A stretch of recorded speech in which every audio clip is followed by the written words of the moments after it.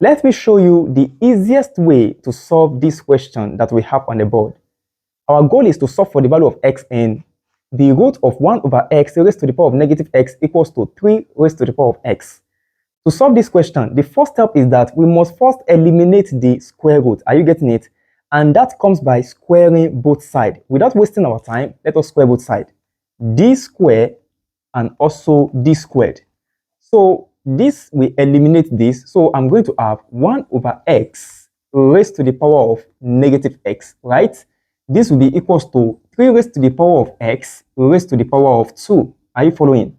There is an important law of indices that says if you have a raised to the power of b raised to the power of c, this can be written as a raised to the power of c raised to the power of b. Are you following?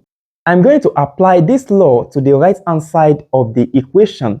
Now, at the left hand side, I'm having 1 over x as the base. 1 over x can be written as x raised to the power of negative 1. Are you following? So I'm going to have x raised to the power of negative 1, this raised to the power of negative x equals to 3 raised to the power of 2 raised to the power of x. Are you following? Okay.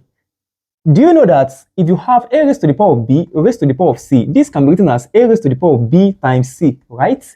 I'm having x raised to the power of negative 1 raised to the power of negative x.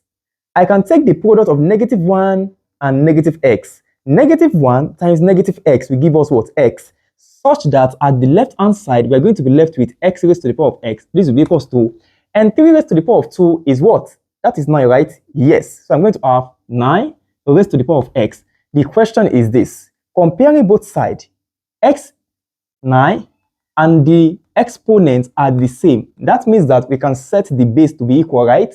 Yes. So obviously, x equals to 9, which is the final answer.